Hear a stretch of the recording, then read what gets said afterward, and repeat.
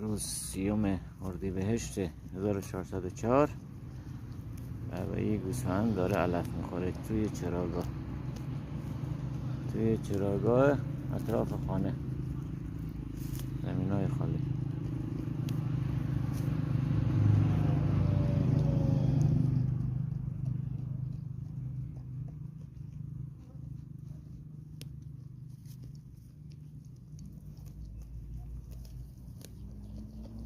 گربه رسید. برو.